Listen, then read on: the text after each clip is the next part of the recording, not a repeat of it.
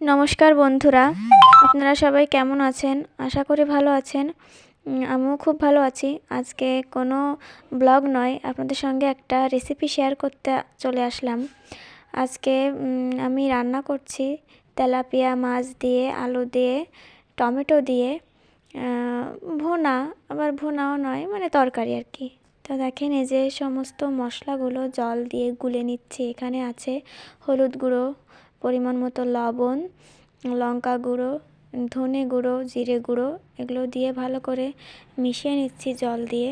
দিয়ে তারপর আলুটা ভেজে নিয়েছিলাম, তার উপরে দিয়ে দিলাম ফোড়নে একটু জিরাও দিছি।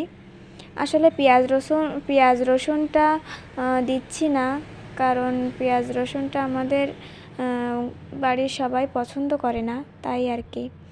দিয়ে ভালো করে কষে নিতে হবে অনেকক্ষণ ধরে, একটু জল দিয়ে কষাতে হবে। তারপর জলটা যখন টেনে যাবে তখন এর ভিতরে আবার ঝোলের জন্য জল দিয়ে দিতে হবে।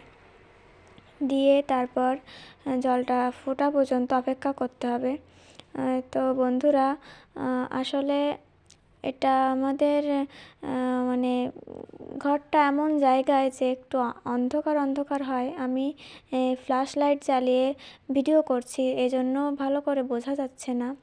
আমাদের নতুন রান্নাঘর বান্ধা হলে তারপরে ভালো করে ভিডিও করে আপনাদের সঙ্গে দেব।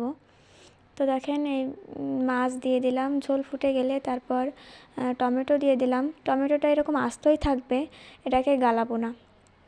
দেখেন কত সুন্দর কালার হয়েছে। তো আমার ভিডিওটি ভালো লাগলে অবশ্যই একটা লাইক করবেন, আর রান্নাটা কেমন হয়েছে অবশ্যই কমেন্ট করে জানাবেন। ভালো লাগলে আমার চ্যানেলটি সাবস্ক্রাইব করবেন। তো আজ এই পর্যন্তই। সবাই ভালো থাকবেন, সুস্থ থাকবেন। ধন্যবাদ।